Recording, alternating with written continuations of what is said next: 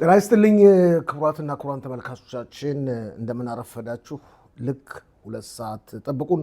እንደተለመደው ሼር፣ ሰብስክራይብ እና ላይክ ማድረጋችሁ እንዳዘነጉ። የእስራኤል መከላከያ ኃይል በአዛ የሚያካሄደውን ጥቃት እንደቀጠለ ነው። ከአዛም የወጡት መግለጫዎች እንደሚያስመለክቱት ከሆነ ዛሬ ጠዋት ከ20 በላይ ሽብር ፈጣሪዎች ተደምስሰዋል። ብሔራዊ ምርጫውን ለማስቀደም ዛሬ በክኔሴት ውይይት እንደሚደረግ ታውቋል። የተቀናቃኝ ፓርቲዎች በጋራ የጥምሩን መንግስት እድሜ ለማሳጠር ከፍተኛ ጥረት ማድረጋቸው እንደሚቀጥሉ ማስታውቀዋል። የጠቅላይ ሚኒስትር ቢንያሚን ኔታንያሁ ፍርድ ችሎት ለ1 ሰዓት ያህል በዛሬው ዕለት ከተካሄደ በኋላ ተቋርጧል። ጠቅላይ ሚኒስትሩ ህመም ስለተሰማቸው እንደሆነም የደረሰ ዜና ያመለክታል።